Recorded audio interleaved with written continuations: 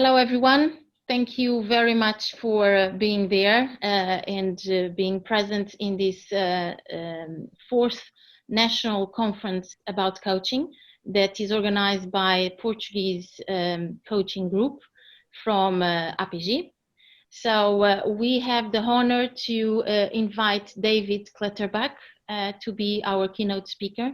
David is going to talk about artificial intelligence and coaching. I was going to AI. Should I say AI or should I say artificial intelligence?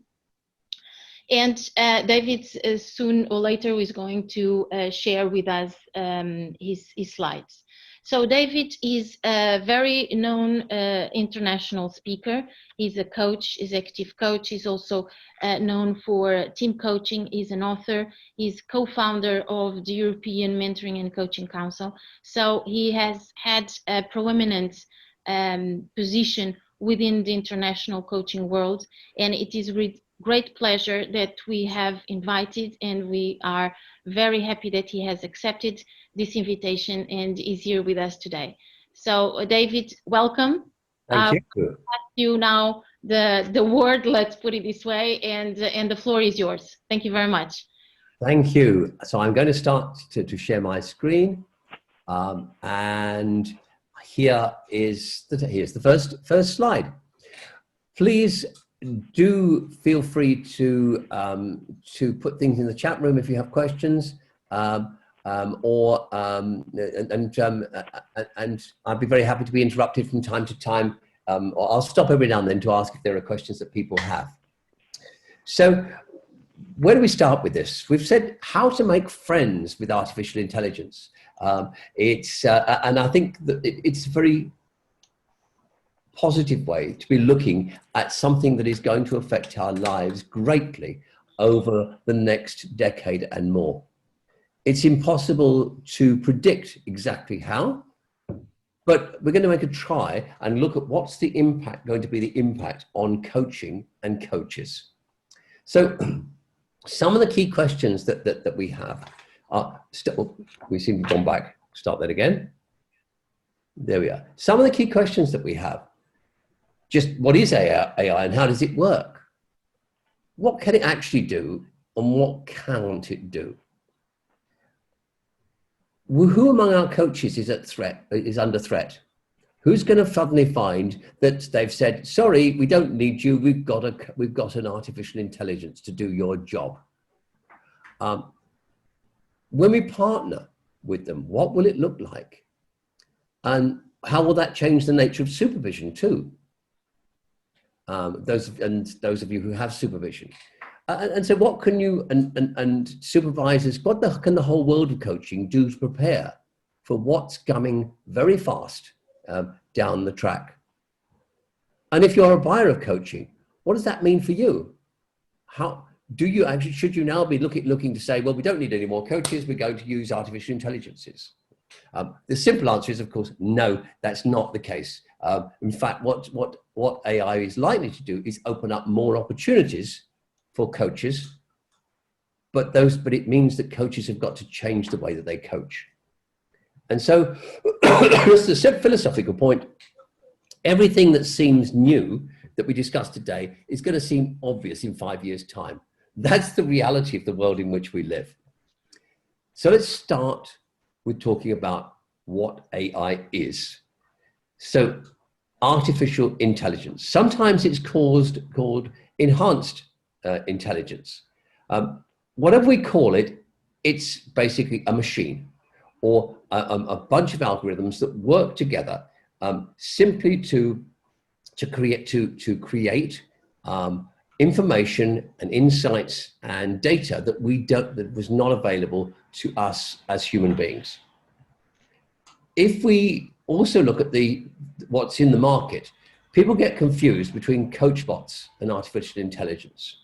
In fact, a lot of the things that we see, people will talk about having an artificial intelligence to support coaches, and it's not. It's a coach bot. And the big difference is here, coach bots basically are very, very thin in what they do. They take a basic algorithm, a way of thinking, if you do this, then that happens, and then that happens. And they basically reproduce this. They do it automatically. So what it does is to be more consistent. So a practical application, you have a questionnaire that you administer. It might be, for example, a questionnaire on trust, or procrastination, or whatever you want to do. You can ask that questionnaire, you can get somebody to fill it in. You can use it in an interview template. But what an AI will do, or sorry, rather a coach bot will do, is administer the questionnaire and then do the analysis for you. And sometimes in the more advanced coach bots, there may be, if somebody answers X, then they may choose a different question to ask than if they'd answered Y, which is pretty much what a human being will do, but a coach bot will do it more consistently. Then you've got a basic AI, which learns and adapts the human algorithms. Things that we might ask, kinds of questions or lines of inquiry we might pursue. It does them, but it does them in its own way, and it develops new algorithms. And so it creates new ways of listening to people and asking questions of people. And then you've got the advanced AI. Now, we're already beginning to see some very close approximations to an advanced AI. And the definition here, the Turing test, is that you can't tell the difference between this and a human being when you're having a conversation with them. And the reason it's able to do that is because it's had so many conversations, it's able to predict what you're going to say next. People are much more predictable than we expect. The super AI is one that is intentional and self-aware. It has some elements of emotional intelligence. We don't have any idea, not even remotely, about how that might be created. The architecture of the human brain is nothing like the architecture of a computer. It doesn't operate in the same way. It has very few real similarities in the way that it processes information or sensory input. So the super AI is currently just science fiction, but who knows? Then, so if we look at the coach bot, it just creates simple algorithms which basically deal with very simple things that you meet all the time. What happens when somebody says or does this? Here's the response for them. And there are many applications now in business where you have a machine that asks you the questions, and according to your answer, it will go to the next question. And when it gets stuck, that's when it brings in a human being. And so that process is very simple, or comparatively simple, and we're going to see a lot more of that. A lot of the things that we might do in administering, say, a personality test for somebody can be done by a coach bot. What it also does is give you instant access to know-how. So it can say, well, you've asked a question about this. Let us direct you to a body of knowledge, a library of information on that topic. You mentioned suddenly the drama triangle, and a coach bot, or the drama triangle comes up. The coach bot can make sure that it's available and where you can find it. But you have to have a situation where the interactions are predictable. You know what people are going to say because it's a routine application. Just in the same way as the questions a salesman or salesperson might ask you are pretty predictable. So you have a high level of predictability. But we're made up of algorithms. Our cells are made up of reactions, predictable reactions to a stimulus. So everything in the world is algorithms. It's just a case of how we manage those algorithms. And so if we move on, we can see that what AI does is pick up on things that are relatively simple and repetitive. If you can break something down into predictable patterns, if you can see the context is stable and predictable, So within a very narrow confines. But an AI might, for example, be able to predict when the weather is a very good example. But if something happens that completely disrupts the weather, the AI, or if you want to use that same algorithm, not to predict the weather, but to predict, for example, the stock market, it's not going to be much help. So you have to focus it in a specific area. And it's very good at sticking to the task. People get distracted very easily. Basically, the AI will just go on working forever until you tell it to stop. Some of the most advanced AI that we see now are already getting deeply into the world of therapy. And of course, there's a lot of crossovers between therapy and coaching. And so in one of the ones that's been used in the University of Southern California, for example, it just watches the faces of people, gets the micro expressions that we can't see. They're too fast for us to notice. It looks at their body language.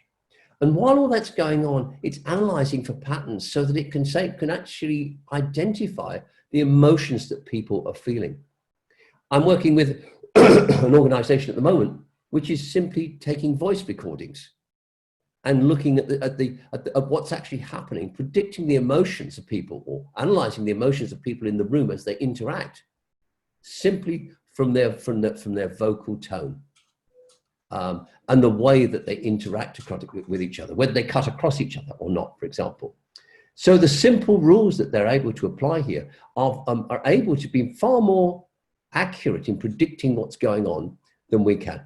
And of course, because it's got everything on record, we don't rely on our failing memories. You've got an accurate record of what the conversation was about.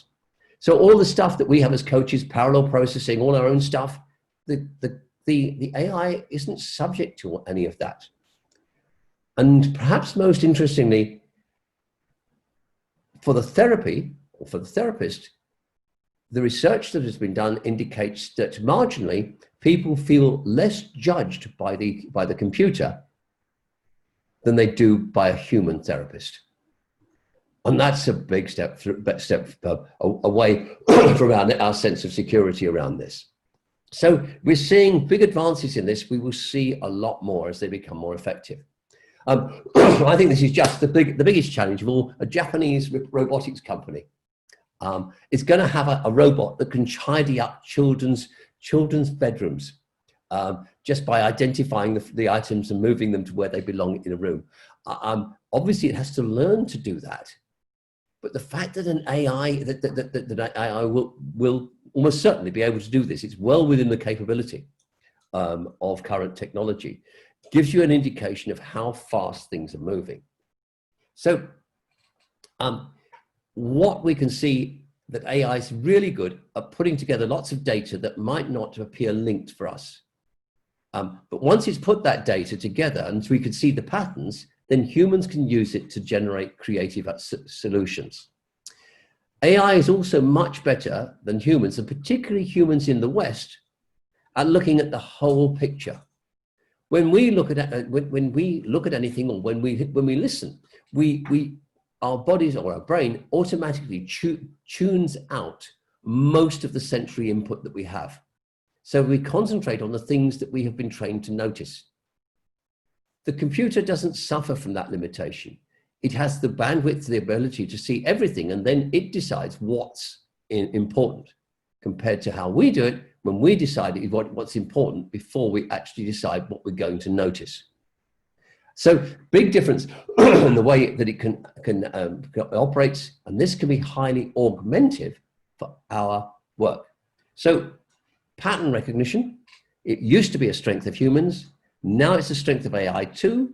And of course, pattern recognition is all about algorithms. Now, in a minute, I'm going to come along to some of the limitations of relying on AI for pattern recognitions.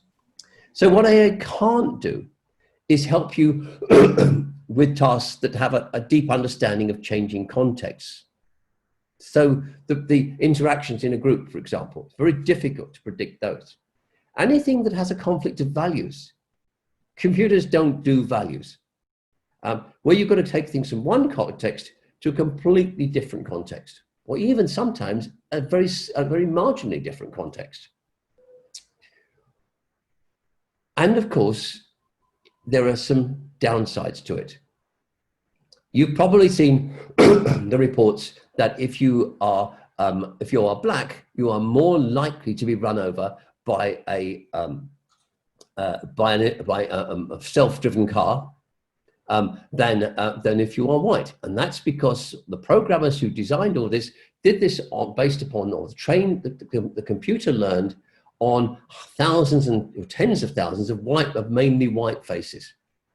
So it can't recognize somebody whose face does not match its database. In a similar way, still in the States, there are big issues within the justice system, because if you, the algorithms that look at whether you are likely to reoffend and therefore whether you should be let out on bail, are all based upon people who come from, or basically they represent the biases of the programmers, and therefore you are much more likely to be refused bail if you are black rather than white. Now these are just two examples of the dangers of reproducing our failings as humans and making them worse. And of course, in our coaching environment, the assumptions that we bring, the danger of using AI is that it doesn't enable us to question our assumptions, but simply augments our assumptions by looking for the things that we're or are noticing only the things we direct it to, which may be the things which actually create the biases that we have. So if we look at AI versus human, you probably remember many years ago, the first chess matches, excuse me, where I think it was Kasparov was beaten by a machine, by a computer. Nowadays, actually, it's no longer a human that's best at chess or a computer. It's the two of them working together that are the most effective in winning chess matches. This appears to be the case in so many areas. When we combine the qualities of a human with the capacity of an AI to do massive number crunching and pattern recognition, then we begin to see that we have a very powerful tool in our hands. We look at the whole issue of intelligence too. We are not as intelligent in the same way as computers are. Basically, computers have this weak intelligence. They do one thing really well. We have a general intelligence. It means that we can apply the learning we take in one area of our life and apply it to another area. We extrapolate and transfer. We use metaphor. Metaphor doesn't work inside an electronic environment. And when we're trying to be creative, we create rules, but we are created by breaking rules, by doing things differently from the way they're normally designed. But computers automatically follow the rules because that's what they do.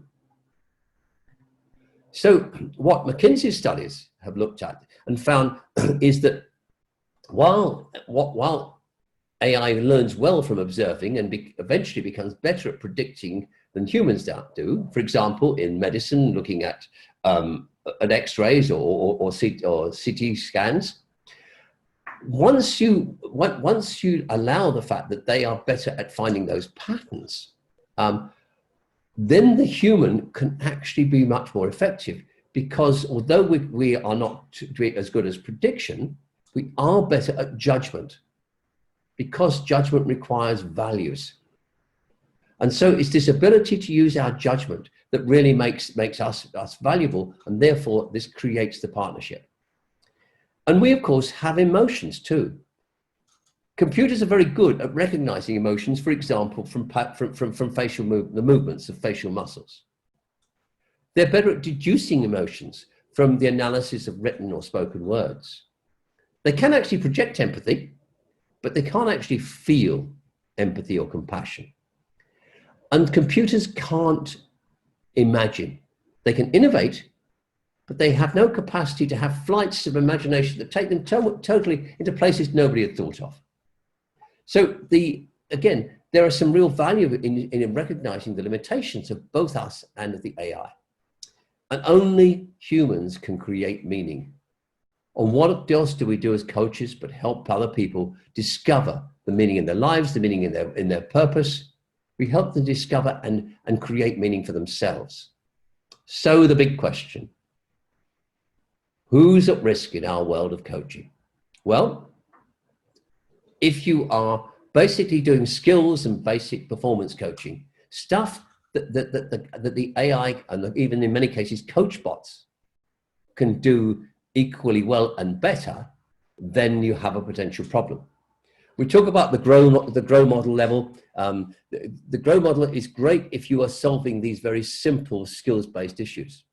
It falls apart most of the time when you're trying to deal with complex, messy issues. In fact, Sir John Whitmore, who popularized the grow model before he died, said he wished he never had done, because it gets applied in too simplistic a manner. Then there's the whole issue of fast knowledge transfer. What we mean by this is that people, I need some information, I need some help on this. I'm going to get a coach to help or a mentor to teach me about this particular small bit of thing that I want to learn. That's not coaching, it's not mentoring. But if you're there as a knowledge expert, the computer can capture your knowledge. After it listens to you doing a speech, for example, for a while, or doing presentations, the computer can do it just as well as you can. I'm reminded of the wonderful story of Max Planck, the Nobel Prize winner, who gave his presentation so many times, and his chauffeur was in the audience every time and got to know the speech perfectly. And so one day, just for a joke, the chauffeur did the speech and pretended to be Max Planck. And Max Planck sat in the chauffeur's uniform in the audience. And everything went perfectly until somebody asked a question that the chauffeur hadn't a clue how to answer. And then the chauffeur simply turned around and said, "That's such a simple question. In fact, so simple, my chauffeur could even answer it." And I turned to Max Planck himself, and who answered the question. And I think we're in that kind of situation here, that we need. It's those bits that the chauffeur can't answer where our value as coaches lies, not in the things where they can. So anything that's predictable patterns, anybody who uses a particular, this is the way that I do my coaching. First I do this, then I do that. If it's predictable, it's replaceable. And then the medium risk. So behavior change coaching, much more difficult for an AI or any form of artificial intelligence to replace that, unless you're doing it in a robotic way. And many of the tools and techniques from NLP, for example, from neuro-linguistic programming, can be boiled down into first do this, then do that, then do the next thing kind of process. So if you're working in a process, that could be done as well or better by the AI, or certainly will be in the near future. We also think that supervisors are going to have a problem if they have clients, coaches, who are using AI, but the supervisor is not familiar with AI. So that's a medium risk. The low risk, people who are doing transformational coaching or developmental mentoring. And when I talk about the word mentoring, I mean it in its proper term, where a mentor is basically a coach plus. So somebody who has all of the skills of a coach, but also has a lot of experience they can draw upon to craft better questions or more insight-provoking questions. That's the origins of mentoring. I know in America they do have a very strange view of mentoring. They combine it with some form of sponsorship, but all of the directive behaviors, so all of the non-directive questioning behaviors we have as coaches derive from true mentoring, which comes originally from ancient Greece, and the true mentor was the goddess of wisdom, the Athena. So mentoring has its roots in wisdom and in non-directive questioning. coaching, which is much more recent. It only dates. It's only 170 years. Well, not even 170 years since coaching came on the scene. And for the first 140 of those years, 130 of those years, it was entirely directive in its tone. And it's only in the last 40 years that we've actually switched the tone of coaching to being much more non-directive, helping people. We define it in both coaching and mentoring as helping somebody with the quality of their thinking. So it's if you're operating at this level where you're actually really helping somebody, you're using yourself, your knowledge, your wisdom to help them with their thinking. When you're doing what we would say as a mature coach does, you're holding somebody where they have the conversation they need to have with themselves. That's not at risk. Not for a very long time, not in my lifetime, I'm sure.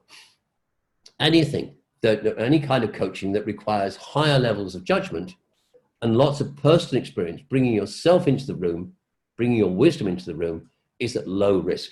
And so the question becomes, how do we as coaches enhance our practice so we move to this low risk end and leave behind the rote simplistic coaching?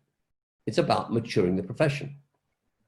So what's it going to look like when we have a good coach AI partnership? Well, the kind of things that will happen is that the AI will give you real-time information about what's going on. It's listening, it's analyzing. It's going to tell you things like, now that's really interesting. That's the 5th time this person has used the word fear, for example. What do you think is the significance of that? And it'll just raise that little bit of information for you. You'll be searching for a quote or a model or something like that. And you can just say to the AI, can you bring up for me whatever? We talked about the drama triangle earlier. That's a great example. It can actually suggest lines of inquiry to you. When people start to talk about their problems dealing with procrastination, here are 4 or 5 things that we find coaches most often also work with. It's a bit like going onto Amazon and telling you, readers of this book also read. So the AI can actually provide you with that kind of information because it has analyzed hundreds and in the future, thousands and tens of thousands of coaching conversations. You can use it to check your intuitions. So I'm sensing that there's some real avoidance going on in the client at this moment, but I can't pin it down. And you can query, in theory, you can query the AI, and the AI will say, well, from their body language, we can deduce this. And then when you've done your coaching session, there's a great argument about whether we should take notes as coaches. And certainly from my perspective, the answer is no, you shouldn't. It's actually very damaging to do so. And there are several reasons. If you take notes as the other person is speaking, you're not listening, because we don't have a part of our brain that allows us to listen fully and at the same time take notes. We cannibalize our attentiveness circuits in order to take notes. So that's item number 1. Reason number 2 is that actually we are disempowering our client when we take the notes. It's like whoever takes the notes at the minutes of a meeting, they're in control of what was supposed to be said.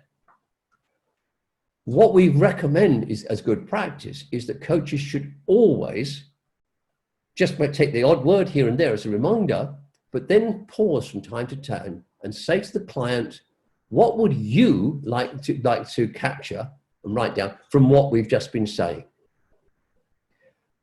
The benefit of this is, firstly, you're putting the control and the empowerment in the hands of the client, not the coach.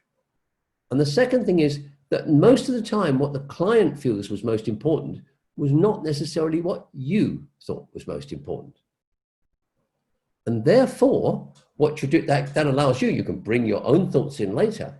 But what we're doing is being truly client-centered if we take that, that approach towards taking notes.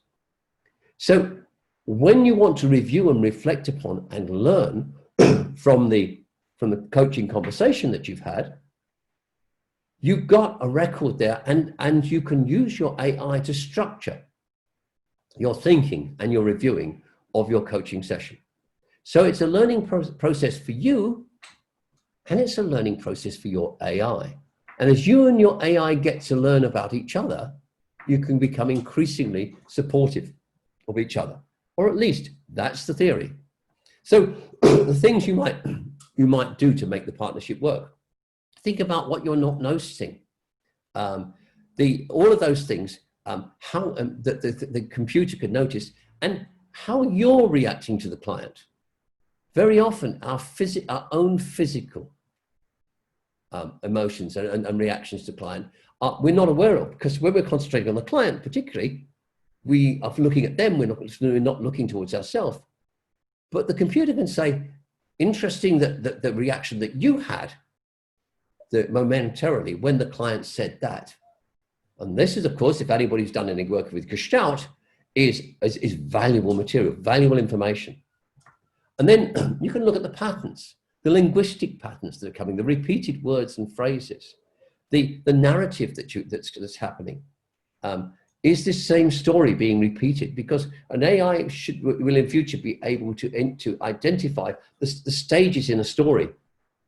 And then just look at so are we seeing patterns of stories here? What's happening with the conversation? Is it actually going around in circles, or is it truly purposeful? Can we actually change the pattern of this conversation to help the client more? And one of the things that I'm acutely aware of is that we have words that we use, or let me start again. We can only get our heads around a concept if we have a word for it. There are tribes in the less developed parts of the world where people only count 1, 2, and many. They have no concept of mathematics. How could they? And just having words that we could that create a meaning for us, which may come from another culture, or the word may have a different meaning. The word the client is using may have a different meaning in their culture to our culture. This is all data which gradually an AI can accumulate. One of my favorite words that I've learned is I believe it's pronounced Rawadawa. It comes from a very remote Indian dialect spoken by less than 1 million people. And Rawadawa means the sense of being able to get away with doing something because nobody's looking, that you would not have done if somebody had been looking. And that's it's a brilliant concept. And I think so what we can do is enlarge our vocabulary, because the computer will have the vocabulary not just of our native language, but of other native languages. If anybody's got any great words from Portuguese, which are not in English, which is expressive of an idea, a concept that's not in English, I'd love to hear them. So the partnership works by looking beyond the individual client, by looking to the interactions there. I mean, this the issue of sociopathy.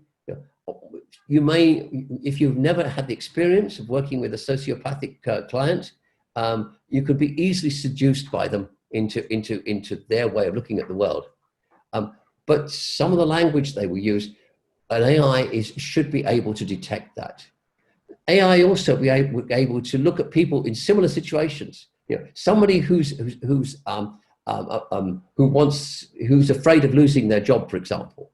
If it's been in situations with hundreds of people in those situations, what are the kind of things that they are feeling? What are the kind of questions they want to ask? What's most helpful to them? The AI can be a repository for all this information, and so forth. So things that are too complex for you to analyze, the AI can turn them into a decision tree for you. Testing your intuition. got this feeling about this. The AI will in future be able to help you to do exactly that. And then, well, we've already talked about the cultural context, giving you thoughts, ideas, concepts from other cultures. But there are dangers. One of those dangers relates to basically the fact that if we are so busy listening to the computer and the AI, attending to all the information that's giving to us, we stop listening to the client. And the conversation, so there are multiple conversations going on in the room. There's one between you and the client and one between you and the computer. Do you concentrate more on the computer or do you concentrate on the client? If it takes you away from your concentration on the client, you've just stopped being a coach.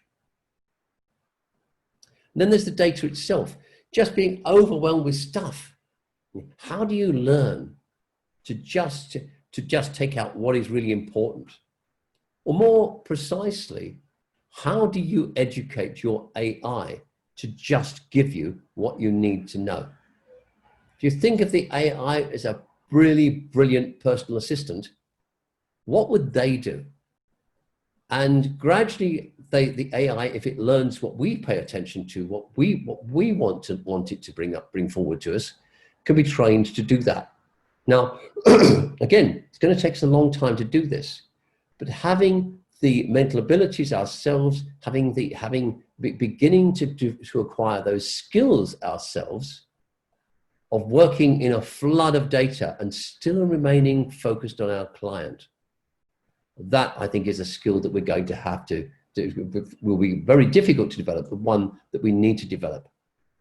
I know that in my work as a supervisor, one of the biggest challenges for coaches today is how they listen to the client, but also at the same time listen to their own internal voice. And getting the balance right between those. If you focus entirely on the client, but you don't notice the things that are happening, the emotional voices that are going on inside you, what's happening with your body, for example, then you're losing a lot of opportunities to actually enhance the quality of the conversation. But if you pay too much attention to yourself, then you lose the connection with the client. How do you manage all of these?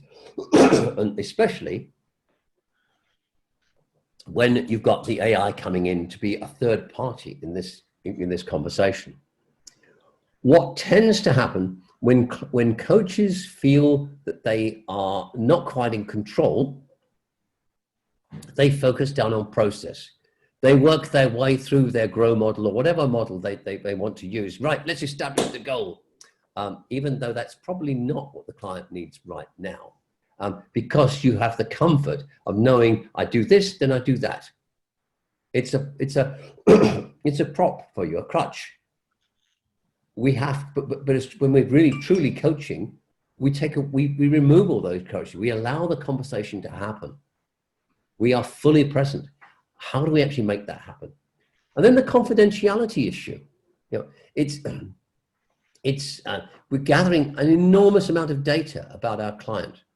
If we have an AI listening into the conversation as well.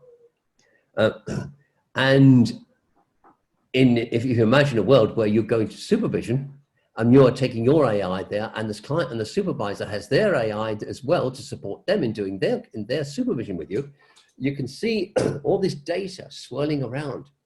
How do you actually manage keep the lid on this and use it appropriately?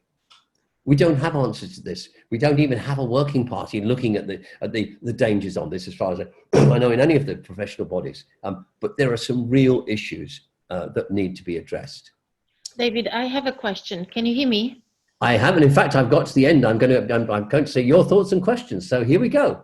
Okay, good. On time. Well, thank you very much. It was to pick up on that note that you mentioned, your opinion about taking notes, because that breaks the contact with the client, disempowers them, etc. So, but if we have Sorry, there was some feedback here. If we have an AI, a computer, so a third party in the room with us, with the client and the client, isn't that also going to break our concentration and our attention to the client? It can do if we're constantly looking at that. So it's how we learn to work with it, and basically to ignore it until we need it. And that's that. I think that's a skill we're going to have to learn. And we don't have a training program anywhere, to my knowledge, that enables us to do that. But it's something that we'll need in the future. Okay. Okay. Ignore it until. Okay. Thank you. So in terms of other questions from the audience, anyone would like to write something on the chat box, please? I have a question. Maybe I can do it now. Mm-hmm. Yeah. Yeah. David, thank you so much for your sharing. It was fantastic. I think we live in an AI world. It's all around us. So my question is, if we can understand how the brain judges, can we create an AI model that eliminates the values behind the judgment? I'm not. So could you say to me again? I didn't quite understand it. So if we can understand how the brain judge, can we create a model that eliminates that, thus bringing the human closer to the partner, to the AI partner?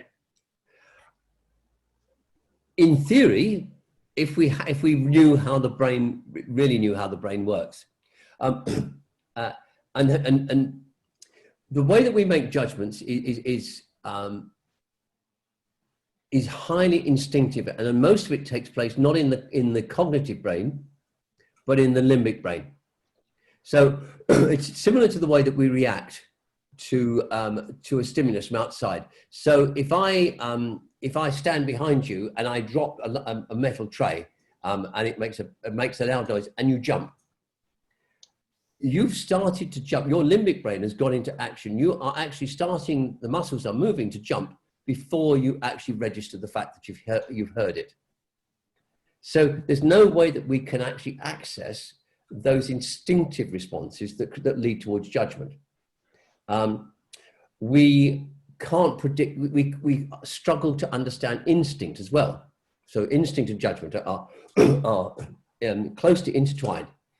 And what we do know is it's about excuse me, seeing patterns. So and recognizing a pattern, the fact that we see that pattern stimulates a physical response in us. And so there's just so many closed doors in this whole area of instinct and making judgments that we struggle to work with them. However, we can work with an AI to help us understand our own biases and our own judgments. So there's a tool that I developed 20, 30 years ago called the diversity awareness ladder, for example. And in that tool, there are 5 different levels of reaction that we have to somebody who is different from ourselves. Starting to, we may exhibit fear, wariness, tolerance, acceptance, and appreciation. And what has to happen in us in order to move away from the fear, which is our basic reaction to somebody who's different, is we have to have a conversation with ourselves, and then we have a conversation with the other person. And when we have, but we need the conversation with ourselves first. So if we feel fear, what am I really afraid of? What's the root of this fear? Before we can have the conversation with them, I wonder whether you're afraid of me. So what we theoretically can put those simple kinds of structures into an AI or even a coach bot.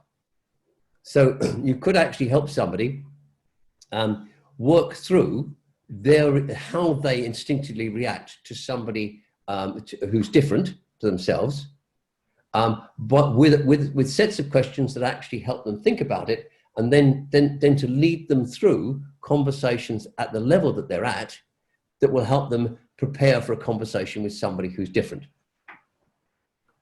Does that make sense? Yes, thank you.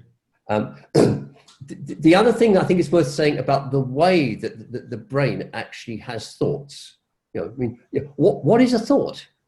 Nobody's ever yet defined it. But the closest we've seen to it is it's not a series of yes/no impulses that you would see in a computer or any kind of electronic instrument. And although the brain it does work on electronic impulses, what it actually does when it creates a thought is composed of effectively images, so multi-dimensional images that are created across the architecture of the neurons in your brain, and they last. And a thought lasts for minute fractions of a second. Whereas the architecture of thinking of a computer is all linear, the architecture of thinking of a human being is multidimensional and much more complex. Now there are people working at trying to emulate some of that. I don't think we're going to see that in the near future. Thank you. David, we have one question through the chat box. That's it's from Rui. He thanks you for the interesting presentation, and then he asks, do you think that the normal profile, both personal and academic, of a typical coach is likely to adopt AI tools in the near future? And if so, why is that? Well, I think it will be an inevitable movement that we have to do it to compete. As soon as a significant number of coaches start using AI in their practice, then you're going to then how do you keep up? The problem that I see is that the majority of coaches are not sufficiently mature in their practice to be able to form a real partnership with the AI. And particularly if you're operating at this very basic grow level kind of coaching, which is a routine, then all the AI is going to do is basically take over from you. And so what we have to do as coaches is develop a much bigger set of value added that comes from not doing coaching, but from being a coach. And it's that transition which is so difficult to make. We can't estimate truly where people lie in all this. But where we've done coach assessment centers, so these are events where a large organization will bring in lots of coaches and put them through some tests to assess, can they coach, or how do they coach? And the ones that I've operated and been part of over the years have all been validated, if I suppose it's the right word, but they've all had members of all the key professional bodies on them who've been through them and commented on them and actually basically endorsed the process. And so there's usually a psychological interview, a panel interview, and a real play with real clients. And it was from the real plays we were able to, in particular, that we were able to develop the concepts of coach maturity, and the 4 levels of thinking that a coach does, and in how they see themselves as their client. And these levels of coach maturity also relate to personal maturity. So if you're familiar with the work of Torbert or Keegan, any of these, how people grow up. And what we've got are these 4 levels of coach maturity. So the models-based coach does coaching to people. They've got their model, and the client and their situation has got to fit the model that they have. Most coaches, after a few years practice, grow out of that. I say most because we found people with 4,000 hours of coaching, or so they claim, who are still operating at that very basic level. Then we then move towards the process-based coaching, where you've got a much bigger toolkit, and you try and do coaching with the client. So the coaching is a partnership arrangement where you're exploring the issues together with them, not making them fit your model. Then there's a big gap in which people gradually begin to integrate what they do as a coach with who they are as a person. And so that third stage, it's what we call it the philosophy-based, is where you integrate what you do. So you become coaches about what is not about doing, it's about being. And there's a fourth stage, which we call the systemic eclectic, where the coach goes beyond all of this and simply gets that point where they can be there, and by their presence holding the client, enable the client to have that conversation the client needs to have with themselves. And at that fourth level, it's called systemic eclectic because the coach sees everything not just in terms of the client and their problem, but in terms of the multiple systems which are around that client, and how those impact. So whereas you as a beginner coach may have compassion for the client, the systemic eclectic coach has compassion for the client and the people around them and the systems of which they are a part. It's a much deeper level of coaching. Essentially, it's the two first ones, the models-based and the process-based coaches, who need to up their game to actually become much more mature coaches. And you can't do that overnight. So it's about practice, it's about learning from others, associating with more experienced coaches, being partnering with other human coaches, but basically, and investing in your own continuous development. And that's how people will be able to keep up with this change. Yeah. Probably where coaching schools have also a role to play to help junior coaches to get onto that maturity ladder faster. Absolutely, yes. It's a process, just like growing up, becoming from a child to an adult. There are stages we have to go through, but if people are really are supported in doing that, that's where the coaching profession and the schools can help. Okay, David, we have some more questions. One of them comes from Professor João Paulo Feijó. He's also one of our speakers for the next slot. So he thanks you for the presentation. And then he writes the following. You, David, mentioned that one area where AI clearly beats the human coach is detecting signs that in principle would remain unnoticed by the latter, so by the coachee, like skin temperature, microexpressions, etc. How do you think the client will react to this? Wouldn't he or she feel utterly exposed to the kind of Orwellian scrutiny and react negatively? Well, we have to. The answer is most likely in some cases yes, but it's and it comes back to the contract we have with them. If we take the example of the therapist, and the examples I gave there were related to people suffering from post-traumatic symptoms.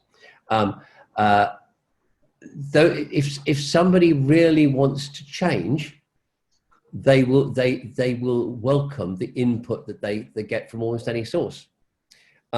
We have 360-degree feedback, for example. People are very often reluctant to get engaged with it, but once they really are serious about their own development, they embrace it as a form of change. So I think it's more of an educational issue, and a gradual recognition that when we use these tools, they are there to support and help the client, not more than the coach. But this comes down to the quality of the contracting that we do. Yeah. It's a great question. Then we have also a question here from another of our hosts, and he also belongs to our group, Manuel Peixoto.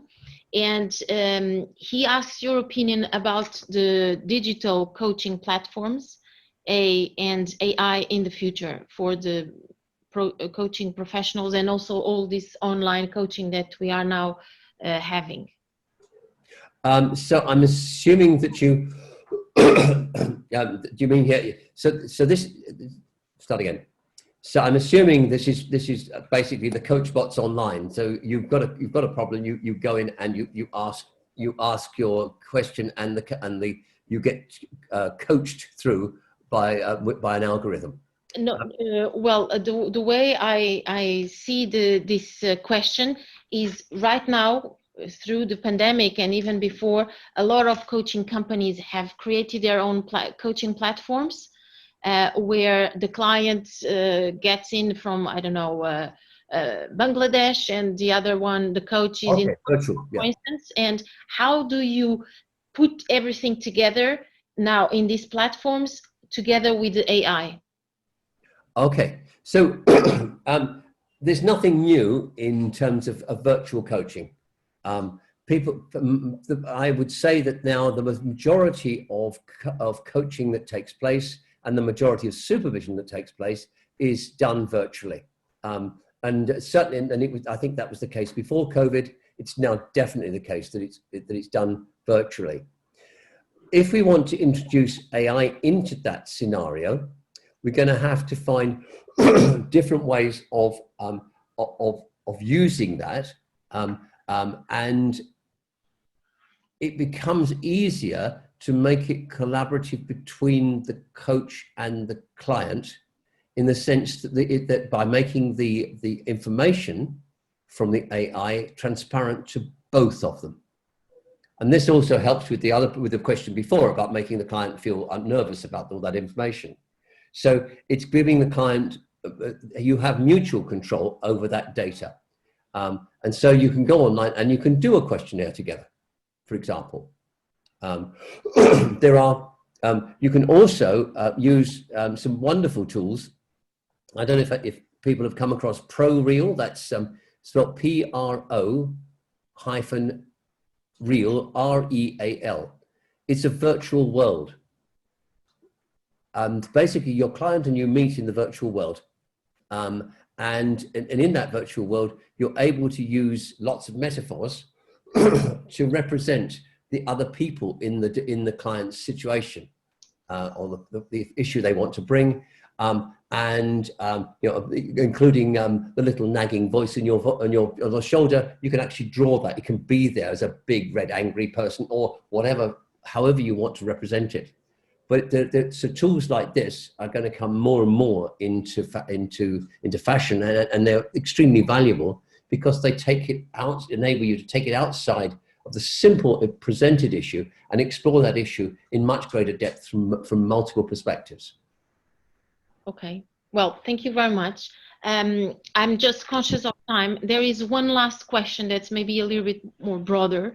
That's from another of our participants, also called Rui. And he asks, in your opinion, what is the limit of coaching compared to other, or compared to therapies, to other practices? You could almost put it the other way around. What's the limit of therapy compared to coaching? So there is, but let's deal with it as a coach. The simplest answer, in my experience, and the experience of the people that I supervise as coaches, is that if you are self-aware, you will feel uncomfortable. You will sense when you are coming to a cliff edge, to a boundary, with where you should be asking yourself, is it appropriate for me to go into this area? And therefore, question coaches can ask themselves around this issue: what am I here for? What's the purpose of my coaching? and what is the link? What's the point where I have to stop thinking about what I'm doing and thinking about, well, how could somebody else help this person better when we get to this point in the conversation? And being clear about those is so important, to have our instinctive reaction. Okay, I'm about to step outside of my comfort area and much outside of my profession, of what the area is professional and ethically appropriate for me to work in. And I think we can do a lot. There can be a lot more that schools of coaching can do in teaching people to actually to identify those areas. But the starting point is our own instinct. If we are sufficiently self-aware, we will know that we are coming up to something which is not appropriate for us to address. Doesn't mean, of course, that we just say, well, that's, sorry, can't help you with that, none of my business.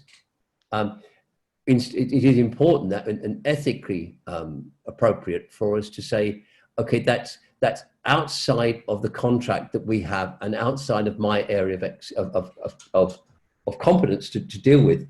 I recommend that you have a conversation with a therapist or whatever, and if you need some recommendations, I can help you to find somebody suitable.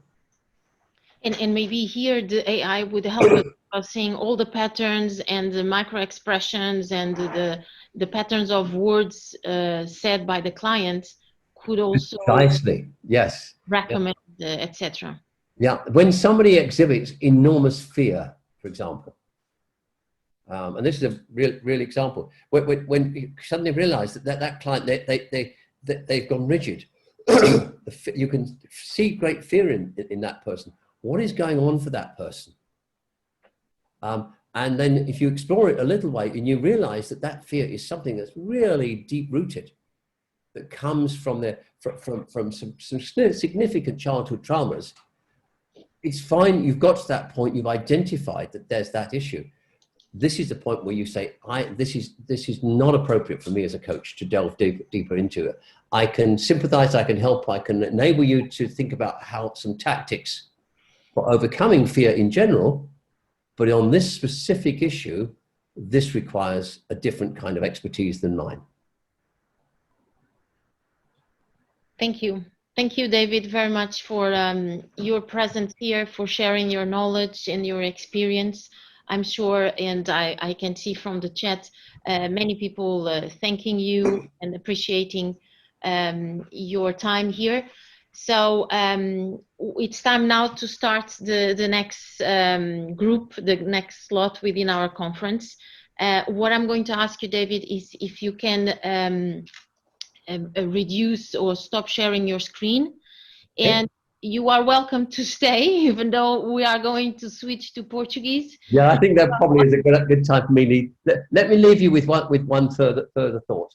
I have decided that my ambition is that I hope that AI really advances, because what I want to do, I want to be downloaded into an AI so that I can continue to do these kinds of lectures forever. There we go. Thank you. Thank you very much. It's a nice thought. So we are going now to move to the next panel, and I'll switch to Portuguese. Muito obrigada a todos pela vossa participação. Eu vou passar então às moderadoras do próximo painel, da mesa redonda, aliás, que é a Catarina Olim e a Paula Rocha, que vão já apresentar os convidados delas. Muito obrigada por todos.